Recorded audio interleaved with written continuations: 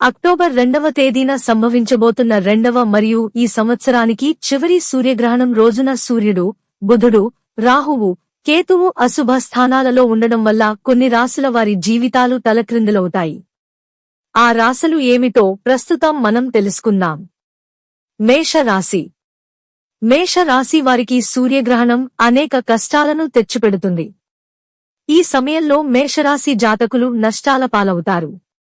అనవసరపు ఖర్చులు పెరుగుతాయి. ఉద్యోగాలు చేసేవారు అప్రమత్తంగా ఉండాలి. మిథున రాశి. సూర్యగ్రహణం రోజు గ్రహాలు అశుభ స్థానంలో ఉండడం వల్ల మిథున రాశి జాతకులు ఇబ్బందులు ఎదుర్కొంటారు. వీరి ఆరోగ్యం పైన చెడు ప్రభావం పడుతుంది. మిథున రాశి వారికి అకస్మాత్తుగా కొన్ని వ్యాధులు వస్తాయి. అనవసరంగా డబ్బులు ఖర్చు అవుతాయి. కర్కాటక రాశి. సూర్యగ్రహణం కర్కాటక రాశి వారికి సమస్యలను తెచ్చిపెడుతుంది.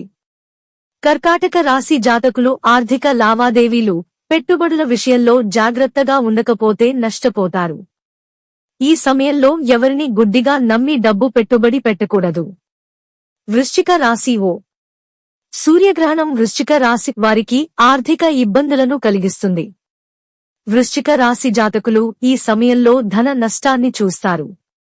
ఈ సమయంలో నిరాశానిస్పృహలతోటి ఉంటారు.